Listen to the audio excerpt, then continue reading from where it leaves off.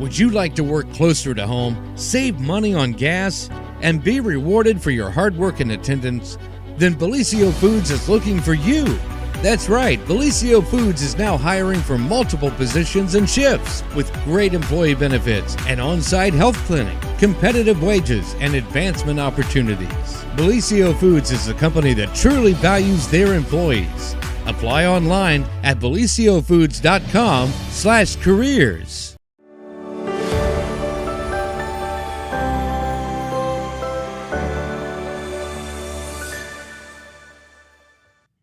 Good morning, everyone, and welcome to the morning show right here on Main Street TV, where we have our friends from OSU Extension back. And oh, dude, this is going to be fun. Yes, it's going to be a good one. We're going to have a lot of fun because I'm going to attempt to play with robots. Mm-hmm. Yep. Is what you said. Yes. Yep. Okay. If the middle schoolers can do it, I believe in you, Jen. Hey, I was killing the toothpick thing. So. Are we not working? Her mic isn't working. She'll have to show something. My mic isn't working? Just pull it right. That That's is that microphone and has been the bane of our existence all week. It's okay. I'm a loudmouth, so. Okay, I apologize for that. We have replaced cords. We have replaced the microphone. We have replaced all things, and evidently, I don't know what it is. Technology is one of those things, as you know, or all this equipment where you just rip your hair out. So, but you can hear us otherwise. Yeah. Okay. All right. All good. Okay. Well, you guys are just going to sharing is caring. Sharing is caring. This fine. is what happens when you're engaged. You have to share microphones. But no, so we are here today and we are going to talk. Well, let's do it. We can do a fair recap. Yeah. And then you have something coming up really fun at the end of the week that we can talk about as well. And then we get to play with robots. I'm so excited. I've never played with a robot before. It's going to be awesome. I'm excited. We're probably they may end up down on Main Street somewhere. Well, as fast as they go, they'll make it. Yeah, I know they would too. All right. So I guess introduce yourselves in case people don't know who you are. Yeah. So I'm Maddie, Allman. I'm the Jackson County 4-H educator. I'm Josh Winters. I'm the Ag and Natural Resources educator for OSU Extension. I'm Avery Barker, and I'm Maddie's intern for the summer. That's right. And Avery is, so we had two interns. Yes. Intern number 1 has moved on. Hear that, Avery? You're number 2. Well, I was trying to think of who was number 1 and who was number 2, but I didn't mean it in No, you're ranking. fine. I meant like the first one has moved on. So I assume going back to school. Yep. Meredith's headed back to school. We're very thankful for her and all of her great work. But her last day was Friday with us. Aww. And then Avery's last day is this Friday. That's what I was going to ask you. Are you sad about that? Yeah, I am. So you have worked very, very hard this summer, but also it's probably been fun and rewarding. So have you had a good time and what have you learned? Yeah, it's been really good. I've learned a lot about the behind-the-scenes stuff with Extension and 4-H and everything. I was in 4-H like all throughout, like growing up, and there was just stuff like that we do, that Maddie does, and Josh and everybody that like you don't see when you're in it. Because it just magically happens. Yes. Somebody makes it magically happen, but we Yes. didn't ever know that as 4-Hers. I Right. have a magic wand, don't you know? Yeah. But no, it's been really cool, especially to work with. I'm from Ross County, so to work with this new community, it's been really, really great. Awesome. And I bet you've met some cute kids along the way, too. Yes. Maybe some of you want to pinch their heads off, but we won't talk about that. No, they're all adorable, and I think that is so cool. That hopefully you've had a good time. All right, so let's talk about. You want to talk about fair first, or? Sure, yeah. Yeah, I mean we're just county fairs are still in full swing. As was I don't know, is the Ohio State Fair still going on, or did It just ended on Sunday. Okay, Yeah. all right. So, the Ohio State Fair, you had all the county fairs. We still have county fairs going on, But as you are in Jackson County, you all wrapped up your fair. She's like, finally, I can sleep. But yeah, that has to be a lot of stress on you guys and a lot of hours and put in, but certainly well worth it. So how did the fair go in general? I think it went very well. It didn't rain a lot this year. The weather compared to kind of last held year. out. Yeah, it was very hot, but I'm glad that it didn't rain a whole lot. We were able to actually use our facilities and do the things that Yes. we needed to do. So, but I think it went very well. I thought our sale went very well. I think our kids had a blast. We were able to do some new things this year, some things that maybe we weren't able to do last year. So I got to see, it was my second fair in this position. So I got to kind of see a whole new Jackson County fair compared to last year, which was really, really great. Awesome. So yeah, I thought it went very well. I think the kids had a good time. And I'm looking forward to next year. You know, and you guys did add some activities. I know that you all did a daily activity with kids, which changed every day, which was so cool. And that was something you added. What were some of the other things that you changed or maybe did a little differently? Yeah, so last year we weren't able to have our 4-H fun night. So the outhouse racing, the lip sync contest, all that fun stuff. So I had never seen a Jackson County 4-H fun night in its full glory. Yeah, so we were able to see that and do that this year. We did have a little bit of weather on fun night that kind of messed us up a little bit, but we were able to come back and make that happen. And then last year as well, our 4-H awards ceremony was a little convoluted. I don't know if you remember, we had a very long poultry show, and that ran into our 4-H awards ceremony. So this year we're able to actually do it right. Like it was very. It went the way it was supposed to. It was supposed to go the way it was supposed to. So it went very well and was super organized. And the kids got their moment, kind of in the sun, to go up there and get that trophy and kind of in the show arena in front of everybody. And it was just a great experience. So. We did lip sync, outhouse races, all that fun stuff. I don't know, what else did we do? The hog carcass contest. Do you want to talk about that? The grease pig. Grease pigs, yeah. We did a grease pig contest that was super fun. We showed that a little bit of that here on the show, and I have to say the littlest ones are the funniest. Yes. Because and they do the pig kind of in size with the age group. And so the little kids are like, the pig was like this big, and it was just like running around having the time of its life. And after a while, like, the pig got tired, but the kids got tired too. And you could see it like it's slowly all happening together. It's like slowly slowing down. Like, you could see them. It was funny. I loved it. It was hilarious. So, but yeah, I really do. I think it was a really great Jackson County fair. And we always have things that we know we can improve on and do better and kind of change around for next year. We're continuously growing as a program. So, fitting everybody at the fairgrounds and things like that. Right. So I know the fair board is working on plans to make that happen and do some changes. So, it's only up from here. Yeah, and so what did you think were some highlights of the fair, Avery? So overall, I really liked it. Like I said, I'm from Ross County, and so I've been to the Jackson County Fair probably a few times, but never throughout the whole week. Yeah, like spending the whole time there, yeah. And it was nice. I thought the people were all really nice for the most part, and working with their fair board and everybody, it was really nice. I like to watch the hog show and stuff like that. So it was great. I still don't know how you get a pig to follow you around, but okay, cool. Tell them how we put Avery Meredith to work on loadout night. Yeah, so no. loadout night, we were finishing up on some of our stuff that we need to do in the office, and we're like, hey, Avery Meredith, go load out some hogs and put them on trailers. And they're like, all right, we're good. But Yeah, were you like, I don't know how to do that? No, I had never loaded them. I always showed them, and so I was never allowed to. Like, I had to leave the barn before that, but it was sad, but it was okay. It's part of the process, Yep. right? Mm-hmm. It is, and, it's never a fun night. And, I showed horses, so obviously I didn't sell anything. But I can always remember, I can remember it like it was yesterday, and it was a few years ago. that feeling of that Friday night after that, after the sale. Yeah. It just, Yeah. it just got a little heavy, Yeah. but it is part of the process. Yep. Yeah. The one thing about the fair that I think that made it so smooth is we had so much help this year. We had help in the office. We had help in great. the show rings. You know, looking at our livestock committee, I went out to help with shows, and they had it all covered.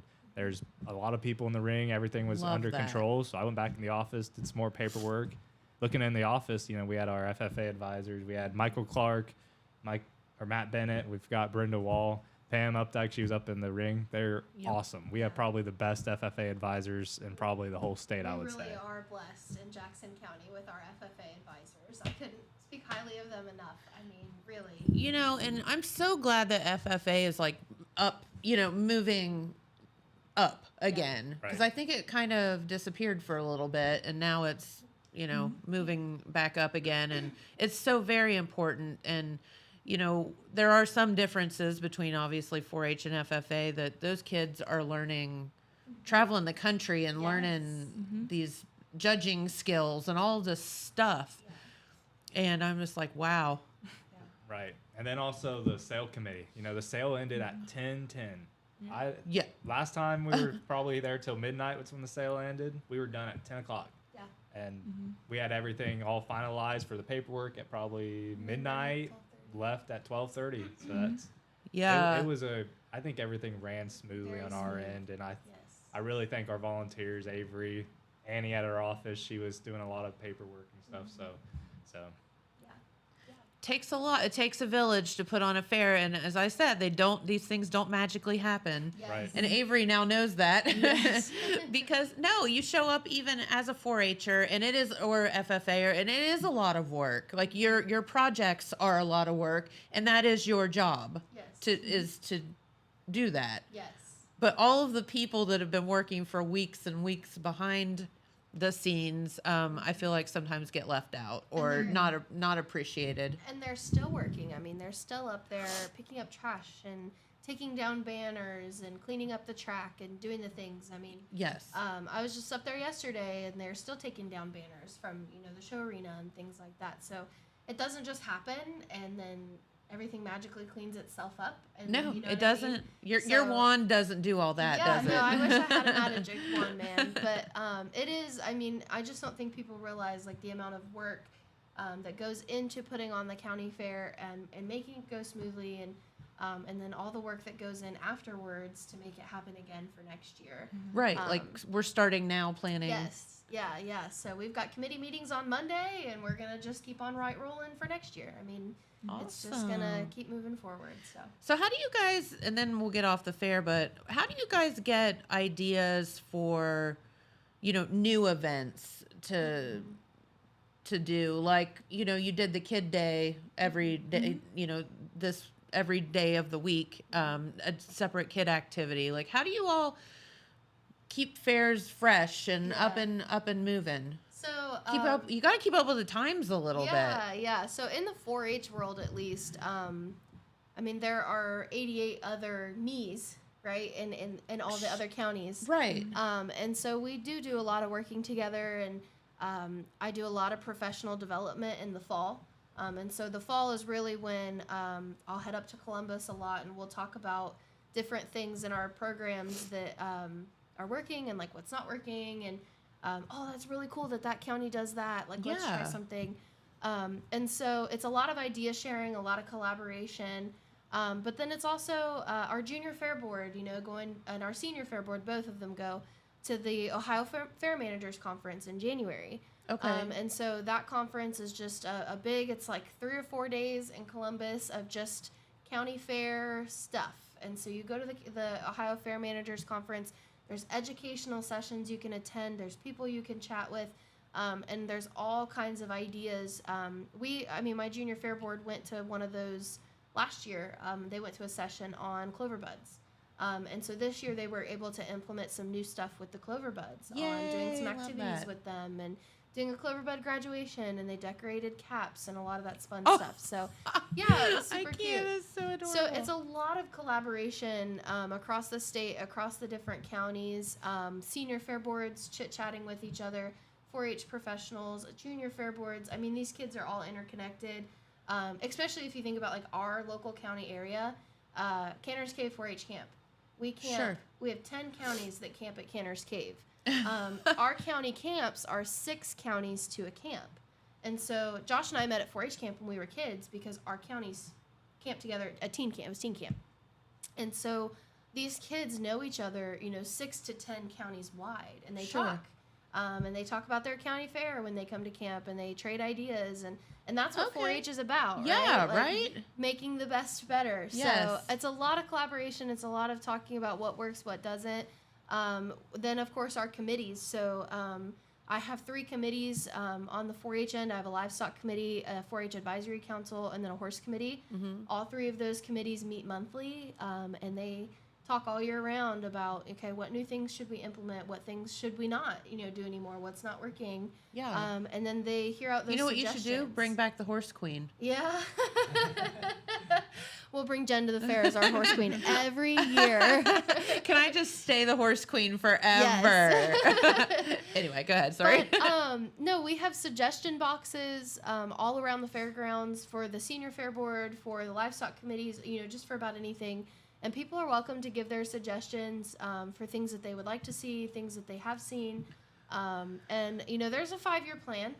Everybody's got a plan for things that, we want to see done or things that we want to see implemented and how we want to change things or do better. So those committees really make it happen and make it work. And they do the hard work of talking to other counties and seeing what they do and then implementing those new changes. So. And then also the community support. We had a lot of community support during the sale. Sure. On the kids side, it wouldn't be really possible Yeah. for a lot of kids to show these projects without the community support. It looked like every single chance a new species came up, someone was raising the bottom of it, keep Yes. raising the prices, which Mm-hmm. it just, started, and then at every species on it was perfect. So, Yeah. and thank you for buying a turkey. I mean, you Yeah. bought a turkey. Hey. What are you going to do with that turkey? I don't know. Thanksgiving dinner, I guess. Yeah, I guess. I don't know. No, they're like, do you want it? I'm like, no, I don't need a turkey in my life. Like, no. I mean, it'd probably be sleeping in the bed with the rest of us. No. But anyway, but yeah, no. And I think it's cool where people are able to bump up Yes. monies on different things, stuff like that. So that's really, really cool. And, I think about there's so many different parts of the fair, too, of what you all are doing, but then the physical aspect of the grounds Yes. and manicuring those and keeping, like you said, the track in good shape. Yeah. And there's all these people doing all that stuff, too. Yeah. Getting that grant money to expand the camping. Yeah. I mean, this is huge. Yes. Yeah. The fair board is doing an awesome job. Again, they've got their plans of some of the things that they want to do to make our fairgrounds better. They know we're growing, and That's the thing. I mean, yeah. Yes. Yeah. So. you got to keep up with that. And a growth. lot of people, they think 4-H is the fair and the fair is 4-H, and that's not necessarily, the truth. Like, I'm there and 4-H members are there, but the fair board runs the fair. And so it's really the fair board who put in work all year round. Right. You don't see me dragging, tractors on the track, for the derby or anything like that. I'm there. Not yet. Oh, Not yet. no. Oh, dude, we need to, though. I don't know about that. But Avery, next intern thing. Yeah. but it really is those men and women on the senior fair board that make the magic happen. Yeah. And they really do put in so much work all throughout the year. And if you see them, any one of those folks, just give them a big high five. Yeah, pat on like the give back them a pat on the back or because something. They deserve it. They do. And I feel like a lot of the times, they catch a lot of flack because that one thing didn't go perfectly or one thing wasn't quite up to par. But again, that people just don't really see everything that goes in, Yeah. the 12 months of work that go Right. into putting on the county fair for a week. Yes, yeah. So. You know, it's a lot. But I did want to say one thing. Somebody asked me a question. You mentioned add-ons and bumps for the sale. Yes. And somebody had asked me a question the other day, and they were wondering, you know, why can't buyers like add on online or something of the sort. And actually, buyers can add on at just about any point in time before, like right before the fair or immediately after the fair. So, you know, if Avery was selling her pig in the sale and you wanted to add $100 to her check, but you weren't able to be there on sale night, that's okay. Just give me a call and we'll get you $100 added onto Avery's check. Okay, so, that's awesome to yeah, know. so buyers, we have buyers that send in add-ons and bumps, you know, the weeks leading up to the fair, for weeks, you know, after the fair. So pretty much buyers can add on to those checks up until we print the checks for the kids to distribute them. Okay. So our check handout is at the end of August, at the end of this month. So if you still want to add on to a kid, you can give us a call and we can get that in the mail for you and get you a bill printed out so you can get that paid. We can add that for sure. And here's the thing about that, and then I'll shut up about the fair. The thing about that is, and that's exactly what I had to do. I work all day on Friday. Yes, Like we work open to close on Friday. So I happened to call a fair board member and I was just like, hey, I want, you know, we've talked about it. We want to spend this much money. I don't care what you do with my money. Just do something with it. And I'm like, I'm sorry I'm bothering you, but I didn't know who to call. And he was like, you're not bothering. Like, trust me, they are more than happy to take your phone call and spend your money for you. I would love to spend your money, Jen. Yeah, like, I mean, it's a thing where you're just helping the kids and that's why they're there. Yes, yeah. So, and I didn't care what I bought or, you know, whatever, how it was dispersed. I want to spend this much money. Do it. So you can call a fair board member, you can call me or Annie, our office associate at the extension office. She can get you set up and add on to kids or whatever. Really about any time in like the few weeks leading up to the fair and you know, the few weeks after the fair. Yeah, I mean, like, I'm sure, like, I got my bill from the fair yesterday in the mail, and I'm sure that if I wanted to add a little bit onto that, nobody would be sad about taking it. Just give me a call and we'll make it happen. Yeah. So it's you know, one of those things where they make it so easy for you to participate, whether it's, you know, $50 or whatever, like you're helping a kid. Yes. Yep. Absolutely. And that's the main thing. So, yeah.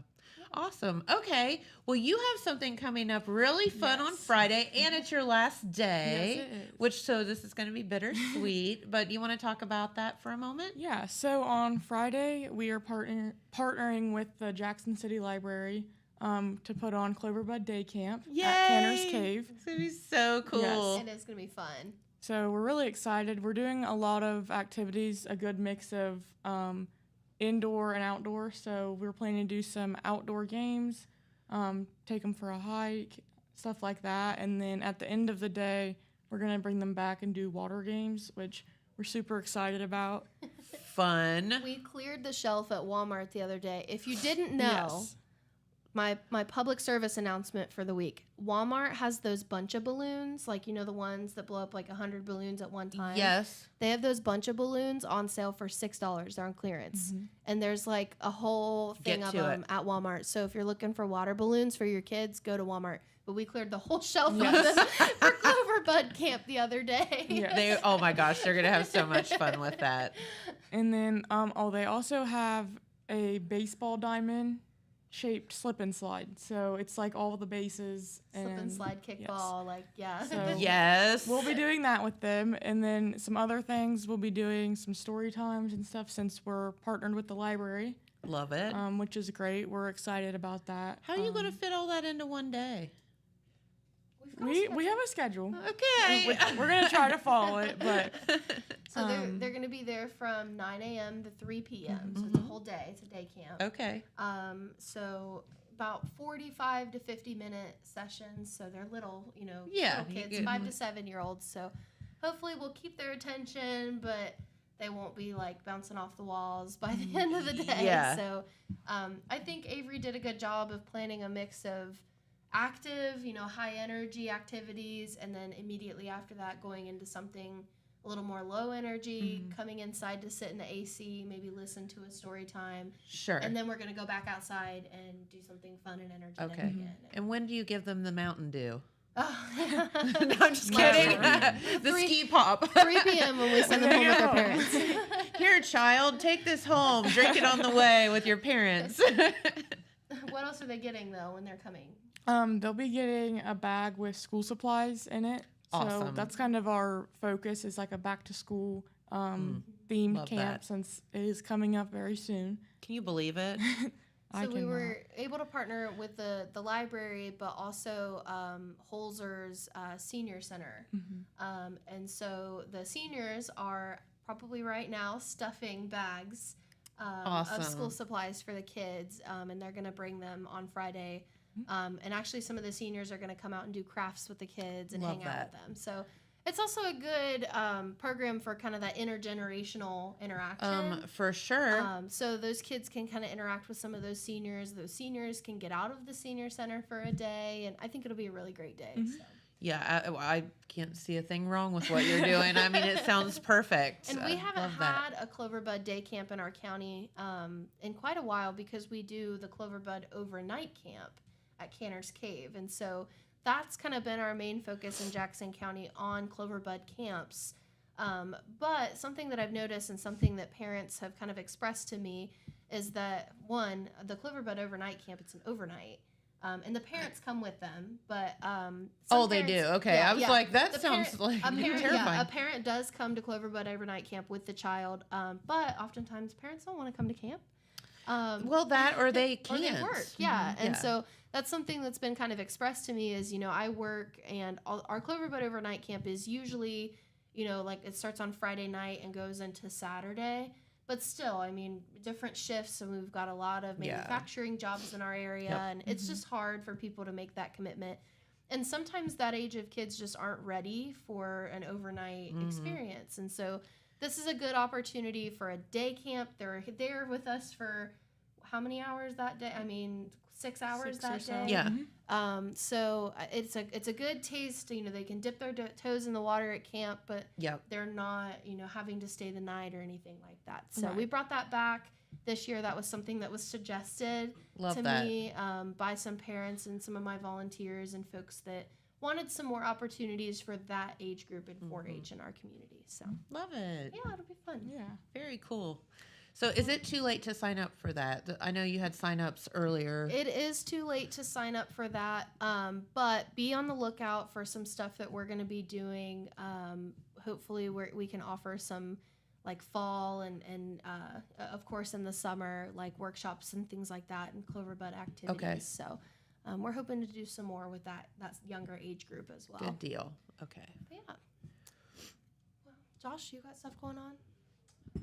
Yeah, so we're getting into my busy time. So I know summer's usually the like, 4-H. You're like, I can relax now. 4-H, I mean, Now it's I'll his turn. I'll interrupt Josh one more time. I'm so excited because, what we've brought here today, which is what we'll show after Josh is done talking to you guys about all the great stuff that he's got coming up, is now it's my time to focus on school programming and outreach programming. So Yes. now that my summer crazy busy season is over, I can really get, and it's my favorite time of the year because it's the time that I actually get to be hands-on with kids. Yes. A lot of the times people don't realize, I'm the 4-H educator. My job is youth and youth development.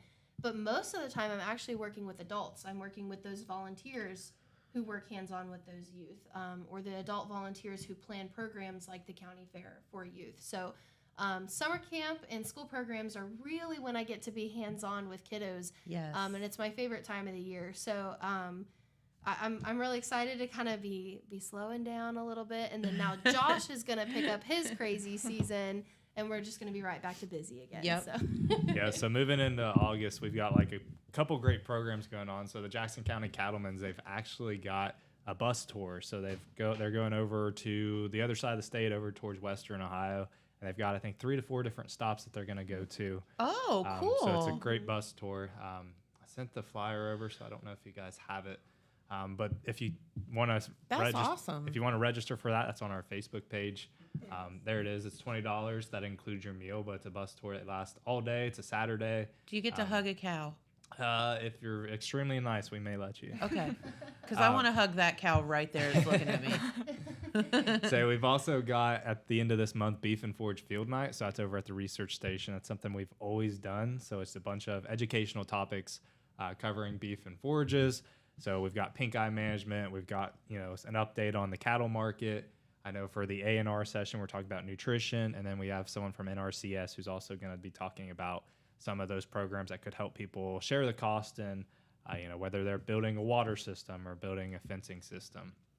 And then in September is going to be a big blur for me. We're going to have Farm City Field Day. So that's going to be the great program that we have out at Sunny Russ's. We've got Farm Science Review. That's going to be the week. If you've never been up to Farm Science Review, it's definitely something to check out too. It's like a giant trade show with, Oh, awesome. It's huge. I don't even know how to describe it. It's probably 30, 40 acres of just tractors, booths, businesses, all the things. Crop fields. It's everything. Yeah. Tell them about what you're going to be doing at Farm Science Review. So at Farm Science Review, I'm actually going to try my best to do my Jen impersonation. So I'm doing a thing called Ask the Expert, where I'm a moderator to kind of talk to different people. And, we've got all different types of topics. So Ask the Expert is anyone in business, anyone that's just specifically good in the topic, just sharing their knowledge to an audience. So it's 30-minute sessions. So once that session's over, we're on to the next one. So we have a new person up here, and I'll be helping co-moderate that. So awesome. It'll be a fun program. So if you get time, definitely come up to Farm Science Review, check it out, and see everything. Oh, and in October, we have Beef Artificial Insemination School. So that's a class where we can only have 20 people. So it's actually almost filled up. So if you're interested in learning how to AI some beef cattle, be sure to jump on there and register as soon as possible because, like I said, it's limited to 20 spots, and we are probably only have around 8 spots left, I would say. So. And are there charges for all of this stuff, or how does this work? So for the Beef and Forage Field Night, it's $15. Say that includes your food. So I don't know too many places you can go without without spending $15. Yeah. So it's $15 and a wagon ride, if nothing else. Love that. For our Farm City Field Day, the programming's free, but the meal does have a cost. But they cook. So for Farm City Field Day, what they do is they dig a pit and they get a whole Jackson County beef, and they put the beef in the pit the night beforehand, so it cooks overnight underground.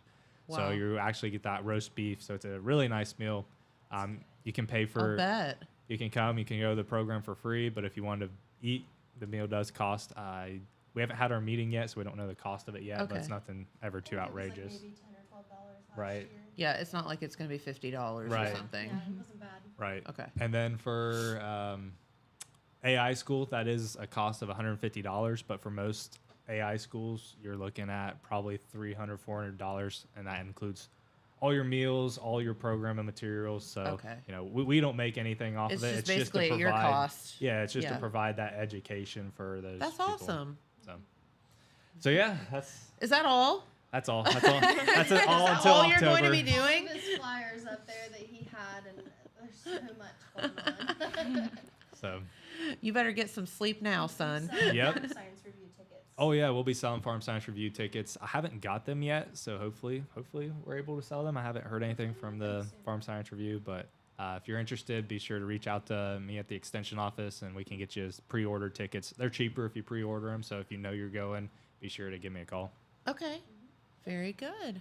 That's awesome. And you can find all of the stuff that we're talking about on where? On our Facebook page, and if you want to be added to a mailing list, I've got an email that I send out every month. It has our newsletter, and it has all that information too. So if you want to be added to that email list, be sure to give me a call at the extension office, or you can email me at winters.249@osu.edu. And what is the phone number out at the extension office? Yeah, it's 740-286-5044. And they can go to our website. Or go to our website, which is jackson.osu.edu. Or if you just want to show up, we're out there. I was going to say, stop by, say hey. You've got free vegetables. I've got free vegetables. I've got so many squash out there. So if anybody wants some squash. I was going to say, where's my squash? We should have, because I've probably got 20 pounds of squash sitting there. So awesome. Go get free veggies today. Come out and get some. Absolutely. That sounds awesome. And So, all right. So, Avery, are you going to teach us how to do this stuff? Who's going to teach us how to do this? I can teach you. Avery? All right, Okay. Avery, you go ahead. So. And when are you headed back to school? So I move back in August 23rd and start the 26th. And you go to school where? I go to Ohio University. Okay. Oh, you. But you gotta go shopping, right? Yes. You should be shopping right now during the tax-free thing. So Avery, what are we doing and what are we using? Yeah. tell So us. this is called a Spiro challenge. So we have a map, which this is. Okay. Oh, So this Hayden, is. you want to get the camera? So this is the farm maze mat. We have different ones at the office, like city and space and stuff like that. So what we'll do with this is we'll use the iPads to program the little. We have little round robots over there called Spiros. And they are so cute. They are. And so what we'll do with that is we'll drive them with this. And when we do school programs and stuff, it's a focus on coding. Yes. So for them to drive them and stuff with, when you have 20 kids doing it so that they don't crash and stuff, they have to kind of learn how to program and code it. Okay. Yeah, you don't. You mean little kids crashing robots? Yes. I'd say that happens quite a bit. Yeah, so one that I've done several times this summer is called the Sphero Soybean Challenge. It's basically like this. The mat is a little different. Okay. And then... Can you bring that back up here, Hayden? Thank you. And then... Yes, sorry. And then, so that one comes with soybeans. And so the kids have to use these, and then they have materials like cups and things to make like a planter. And then try and plant the soybeans in a straight line like you would if you were actually farming. So, Okay. That sounds impossible. okay. So I'll talk a little bit about where we received some of these supplies. So we have in our extension office a classroom set of 25 iPads. And so the iPads, they have Apple Pencils. They came with an Apple TV, which helps us like project what's on the iPad screen, like for kids to be able to see what we're doing. And so we received these items through a grant with Apple several years ago. I think it's been maybe 2 or 3 years now. Okay. Kind of during COVID-ish, kind of that point in time. And so we were one of, I think, 16 or so counties across the state that were selected by Ohio 4-H and Apple for this grant because basically our demographics and, what access our kids have to STEM education and Yes. our communities. So Yes. we received these items. So we have 25 iPads, and then we have 2 sets of these robots. So I have 30 of these little robots here. And so They're these are called so Spheros. cute. Yes, love them. And then I have the mats that you saw on the camera earlier. I have maybe 3 or 4, or maybe even 5 of those mats too that we use and we lay out that the kids can utilize. So Yeah. this was all entirely grant funded through Ohio 4-H, through Apple, through a Google grant that we also have, and then of course our High Department of Education STEM grant, which funds Avery and some of our other projects that we Yeah. have. So thank you to everyone Yes, we for letting us definitely- play with robots today. Definitely are very grateful for that support and all of that grant funding that helps us be able to do some of this programming in our county. So I think with that, Avery's going to show you guys how to set up your robot, and then we'll take them down to the mats. Okay. Right. So mine is paired, but yours is probably not. So we will show on this one. Do I get a robot? Maybe hold it up. Yeah, in front of so the camera. this is just an app. Oh. So whenever you push it in, it gives you some options. So we're going to do that Sphero bolt. So whenever we click into that Sphero bolt, it's going to find you a Sphero. So Hopefully it it's finds going to that choose one. We got to look, see which one lights up. This one. Oh. Choose that one. So now you're connected. So you're connected with your Sphero. And the first thing that we got to do is calibrate it. So we need to take the iPad and we need to make sure that we're moving it where the blue dot is pointed towards you. So if you take on your iPad, you can move it and move that blue dot towards you. Oh, I see. There's a dot, like a little blue dot on the thing. And anytime you get up and move, you're probably going to have to recalibrate it again because it goes off the position where you're at. Okay.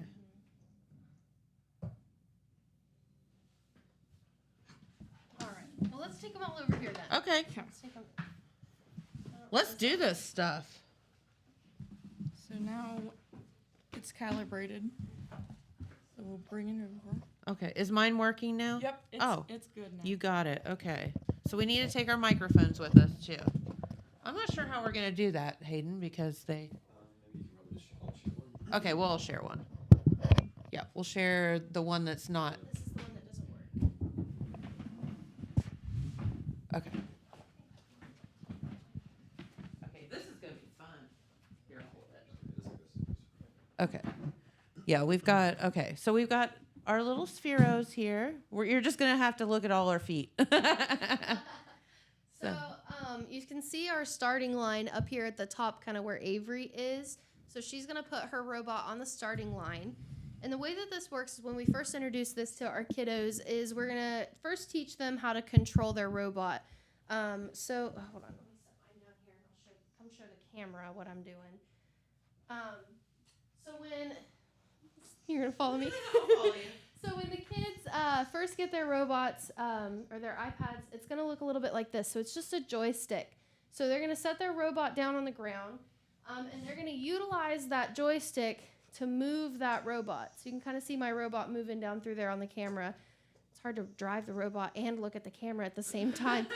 But they're going to do that on their mats. And then after they get pretty good at it, sometimes we do races, sometimes. But they're going to learn to computer code. And so an app that I like to use on the iPad is one of these ones down here. And it's called Blocks. So the Blocks app teaches them to think about computer coding in the sense that you're doing movements in blocks. So if you want your person in your game or your robot or whatever to move forward, you're going to tell it to move forward once. And then you're going to tell it to maybe move right or left twice. So then your robot, if you click start, will move forward and then right or left a couple of times. So, I get it. yeah, so they learn a little bit about computer coding in that sense. And then there's another app that we utilize called Sphero EDU, which is a little bit more in-depth on the computer coding. So I'm going to let you test drive your robot. Oh, this is terrifying.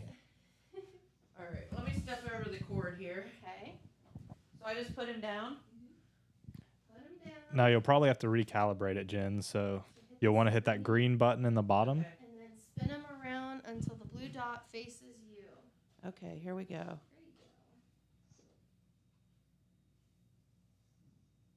go. Wait, is that the wrong blue dot? The blue dot on the front. Make sure it faces you. Now let go. Now you should be able to drive him around wherever. Oh God, this is terrifying. Oh, how fun! Stop. Oh, he's just spinning. Mm-hmm. Come back. Ah! And they do crash, and it's This okay. is like Demolition Derby at the fair. Yeah, it is. So they're pretty tough too. They're pretty durable. So usually, the kids crash into each other, and they're usually pretty fine. So, I mean, like you're saying that I should like try to follow the maze on the mat. Yeah. So for this one, our challenge is to start at the start line on our maze here. And then you want to try and control your robot enough to get all the way through the maze. Now, with this maze, you are going to have to drive through the soybean field and the cornfield. Oh my gosh, this is Oh wait, I already broke it, I think. So with this challenge, we this is kind of some of our STEM/ag in the classroom curriculum that we do with kids. So this mat specifically, if you can see it, it kind of says aerial ag. So that was one of our Ohio 4-H STEM challenges. And so with this one, the kids learned about drones and how drones are used in agriculture, maybe to spray pesticides. Not in the right way. I so cheated. But we talked to the kids in the classrooms a little bit about agriculture, but then also they get to use the STEM technology as well. So it's a good 50-50 mix, and they get to learn about all of the different things. And then the mats are pretty cool with the maze and the farm and stuff. So Love that. With the Spiros, I went to Wellston and we were playing with them, and we were talking about, like Maddie said, the pesticides. So I would start them out at the front, and I'd be like, all right, this is your sprayer. So whenever you use the sprayer, what you want to do is you want to go to the soybean field. So make them go to the soybean field. and make them try to stay in between the rows, so that right. where they have to go and they have to like spray their soybeans with their pesticides. And we kind of talk about the safe use of pesticides and all the stuff that kind of goes into it that, farmers do that we just don't really see or fully understand. Love that. And so if you look at your mat there are fields, right? But then there's also a park. We have a park down here. We've got maybe a community up there with some neighborhoods and some houses. We've got a looks like maybe a church and a school or something of the sort down here. And then, of course, the farm up there with the barns and maybe livestock live in those barns or something like that, right? And then, of course, our apple orchard over here, our waterway, our river over here.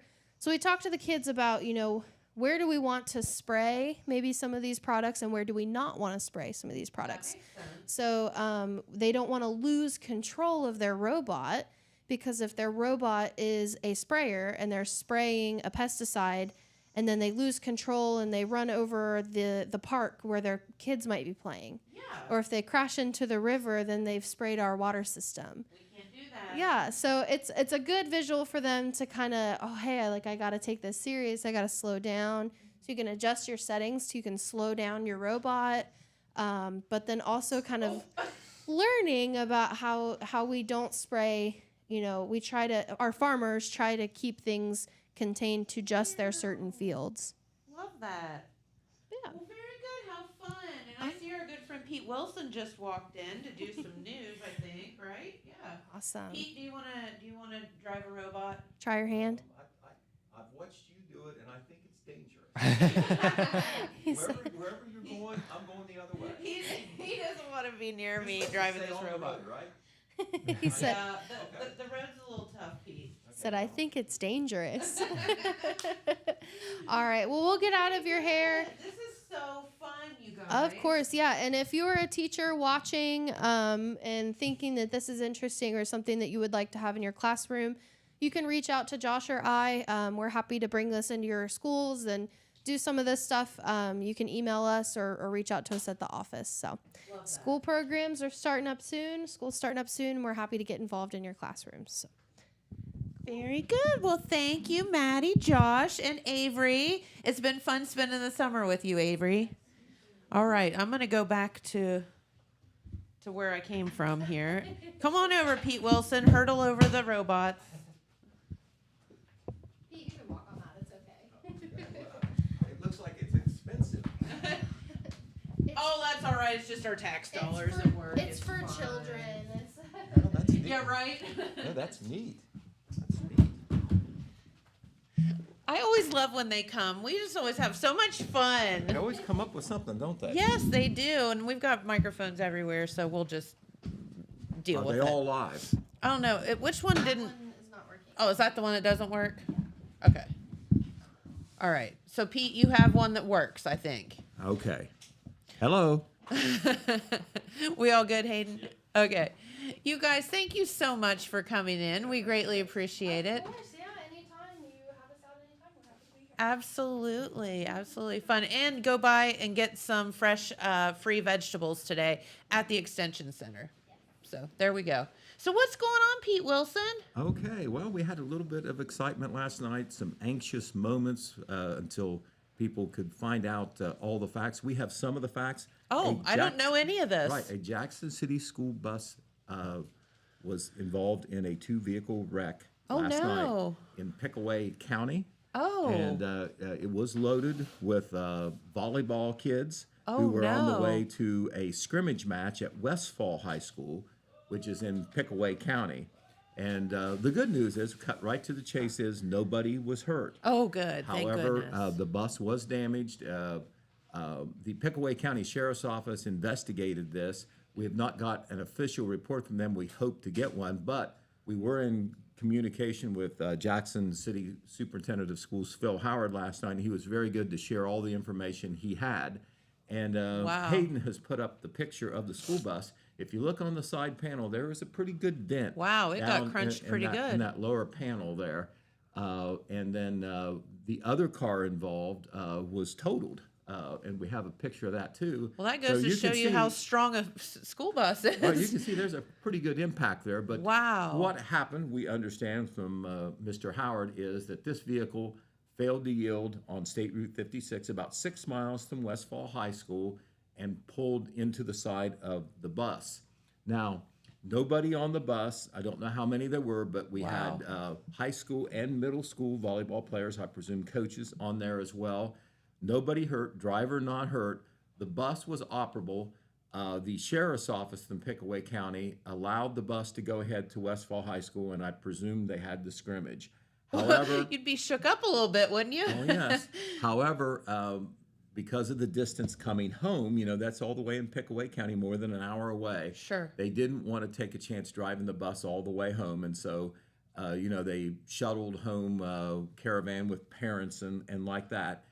They will go up, if they haven't already, a mechanic will go up with the bus today, and they will either have it towed, or if it's drivable, they'll bring it back to Jackson and then take care of the repairs and the body work then. Sense. So kind of some anxious moments last night when that information came out.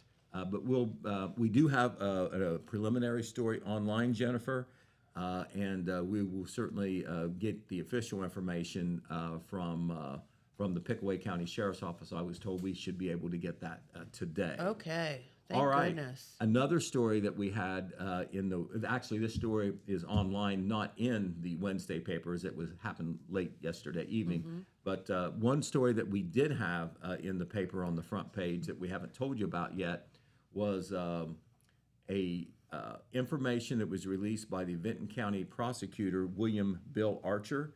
And you remember the case that happened about a year ago, a little bit more than a year ago, the death of 28-year-old Travis Dakota Williams in MacArthur. Yes. Now, Travis Dakota Williams, there's connections with both counties. Travis Dakota Williams was a Jackson County resident. We think he lived in the Thurman area, but we also had a Jackson address too. But Jackson County resident for sure. He died after an incident at a MacArthur residence on July 27, 2023. He was acting strangely, according to initial law enforcement reports, speaking incoherently, ended up passing out. They took him by EMS to Holzer, where he was pronounced dead. All right, there was an investigation that ensued, allegations made by some people who supposedly knew what happened or was witnesses that he was beaten and tortured, and this was the cause of his death. Yes. There was also suspected drugs involved as well. And so this resulted in a prolonged investigation, and it was all going to hinge on autopsy results, which, unfortunately, we've been through this again. They don't snap your fingers and get those. It isn't like a show like CSI. It doesn't happen in an hour. No, it does not happen in an At hour. all. It's prolonged. And when the Montgomery County, which is over in Dayton, came up with their report, it's been some time ago, but the results were not released until just last week for whatever reason. But this is kind of puts a closure on the issue. There was a man from MacArthur named James Coleman, age 40, who was initially charged with felonious assault. The sheriff's office in Vinton County, which investigated along with the MacArthur Police Department, came to the conclusion that there was evidence that Mr. Coleman had engaged in a felonious assault, and the autopsy would determine whether any injuries that Travis Dakota Williams had led to his death, or there was some other reason for his death. That would make that would be a big thing to determine the final charges, if there were going to be more or if they were going to change. Well, the autopsy results came back, and they were released by the prosecutor, William Archer, and they concluded that the cause of death for Travis Dakota Williams was methamphetamine intoxication, which can be dummied down to a drug overdose. Yes.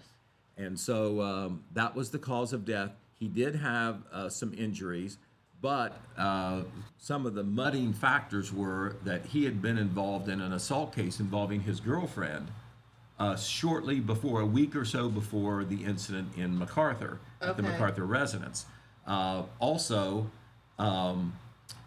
they thought that broken bones that he had, ribs and sternum, were consistent with CPR Sure. resuscitation, because Okay. they really work hard Yes, to they get your do. heart going. They do whatever they can do, obviously, and a broken rib or a damaged sternum or a broken sternum isn't going to matter if you don't survive. So they got to get you going.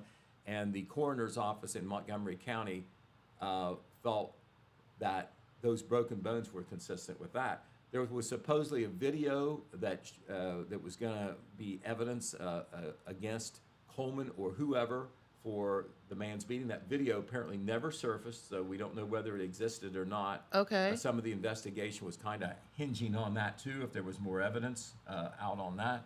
But the bottom line was the prosecutor kept this open even after the autopsy, because there was the video and possibly other evidence that the Williams family was going to present that would indicate that this was not a natural death or a drug overdose death. There was other factors involved, but that evidence never came, and the prosecutor and I presume law enforcement felt like they needed to go public to say this is what happened, because These are the facts that we know. The family, obviously, sudden death like that, very upset, Sure. feeling like their loved one was the victim of an assault and what they felt was possibly a murder. They wanted justice. They did a protest out on the streets Yep. of MacArthur, if you recall that. I do remember. And so, anyway, that puts a cap on that situation. Okay. And that story is online and was in the paper. A couple other things we want to tell you about real quick. We were at the Oak Hill Union Local Board of Education meeting last night, covering that. We have follow-up reports on that. I'll talk about more of that later. But one of the big things that Superintendent Jason Mantell talked about was this has been a project that's been frustrating. We have those building projects, and you need all sorts of approvals and state regulations and inspections. It can take longer than you want. Well, they started on a playground project at Oak Hill Elementary a long time ago. I don't even know when they started, but it's been A while. It's been a while. They still have to have a final inspection, but Jason Mantell said at the board meeting last night that he believes that new playground, and I took a look at it last night, it's beautiful, will be ready Awesome. for the start of the school year. Good deal. Students start in Oak Hill, by the way, on August the 22nd. I believe that's a Thursday. All right, hey, we want to show you a couple scenes from the Jackson Sidewalk Market. I haven't done that yet. They did that on Thursday. And Jennifer, I know you're wrapped up in this, being a downtown businesswoman. I believe Sure. you were doing lemonade. Yep, we did That was very lemonade nice stand. of you to do Yeah, that. absolutely. But they had 60 to 70 vendors out there. It's Of just not the course. downtown businesses that are involved, but a lot of other things go on because there's a lot of activity. That is Tyler Swackhammer, the principal at Jackson High School, going down in the Rotary Club dunk tank. He was one of a number of school officials, some principals, administrators, band director Ryan Hurd, who took a dip to raise money for the Rotary Club, and that money will go for Rotary Club scholarships. And that was just one of the side shows, but mainly, it's kind of a street fair, all sorts of vendors. I can't believe the number of people that operate a business that, aren't bricks and mortar, but they operate a business online or whatever. Yes, absolutely. Or they go out to events. And Yep. so this has turned into a real good thing for the downtown and for a lot of small businesses. It is, for sure. All right. We had a big report in the paper today. If you live in the Vinton County School District, Superintendent Rick Brooks always does a great job wrapping up a lot of basic information about the start of school. So we have a huge article on our Vinton County page on that. We've also posted it online and on Facebook free of charge. So a lot of information you can see at a glance, a long glance, I might add, but everything you might need to know on the basics. School in MacArthur, or in the Vinton County local schools, and in Jackson both start on Wednesday, August the 14th. Can't believe that. Right, it's coming up. And we do want to tell you that the Clips for Kids project will take place. This has been going on in recent years, and this is a great project. They do it right is. before school. Free Yep. haircuts. Free haircuts. This is going to be this Sunday at Christ Church of Jackson. That's at 150 Portsmouth Street, next to the police station. Clips Through Kids is an event sponsored by Individual Appalachian, Ohio, supported by some local organizers, Dennis and Mary Jean, Yes. Dennis Reinhardt and Mary Yep. Jean Reeder Reinhardt, very active in that, getting that set up and also giving us publicity. Some local hair stylists and cutters, barbers, also donate their time for this as well. And so this is a great opportunity. In addition to the free haircut, there will be free school supplies, personal care items, lice treatment if anybody needs that. There will be snacks available as well. No pre-registration required. Just show up. The event is free. First come, first serve, but do show up with clean and washed hair. Yeah, please. wash your hair. Right, exactly. All right, let's see. What else do we want to tell you? Hey, the sport. A lot of the sports hadn't started yet, but some has. The golf team is already playing. We talked really? about the volleyball teams at a scrimmage up there Yep. at Jackson or at Westfall High School last night. But we want to congratulate the Jackson High School golf team. They went to the Vinton County Invitational earlier this week, and they finished in first place. There were 12 teams. And there they are. Nice. Congratulations to them. That's Coach Kevin Bowman and Dr. Rick Bowman assists the golf team as well. And they finished first in the Vinton County Invitational, which was closer to Jackson than Vinton County because the home course through Vinton County, Wellston, and Jackson is the Franklin Valley Golf Course. Oh, Okay. okay. We want to say congratulations to Vinton County. They finished third in their own invitational. Nice. So we want to have you pay attention to the sports page, what sports editor Todd Compton and our other sports writers are doing, because the fall sports is starting to kick into gear, and they're already working on our fall sports preview, which covers a number of sports, and then, of course, the big dog, the football preview. Yes. The weekend that football starts is the 23rd of August. That is on a Friday, of course. All right. The only other thing we want to tell you, because we're running out of time, is the Hope Methodist Church will have a free community dinner. They do this twice a month.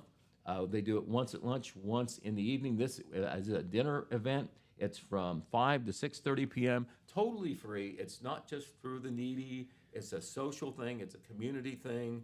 It's an outreach thing. Just come and have a great home-cooked meal. You can even call ahead, do a carry-out. Awesome. Or they'll do a limited delivery service as well. The church is located on the corner of First Street and New York Avenue in Wellston. All right. And the only other thing we want to tell you, these folks are so nice. I like to do all we can to publicize them. Vinton County Historical and Genealogical Society has Alice's house at 207 South Sugar Street, where they're having a lecture that should be of local interest, and they're opening it up to the public, just not the membership. It's going to be tomorrow at 1 p.m., and their guest speaker is going to be Thomas O'Grady of the Southeast Ohio History Center. That's out of Athens, and he is going to speak and do a program on the iron furnaces in the area. Oh, Very cool. important component of Jackson and Vinton County history. Yes, The Hope very Furnace up at Vinton County at Lake Hope State Park, a lot of people see that, but there were others too that have meant a lot to our others. history and the development of the county. If those iron furnaces, I know that they don't operate, and that's a long time ago, but if they weren't there, maybe we wouldn't be here now. That's exactly right. Good All right. point. Good Okay, point. okay. Well, thank you, Pete. We appreciate you coming in and spending your morning with us, along with our friends from OSU Extension, and it's always good. Those robots are a little harder to drive than what they look. Right. Well, They're cute. I'm not going to take over the wheel. You didn't convince me that it's easy. It's not easy, I promise you. Of course, second graders are probably way better than we are at it. I have no doubt. Well, have a great day, everyone. Thank you so much for tuning in, and we'll be right back here tomorrow with some more information and news. So we'll see you then. Bye-bye.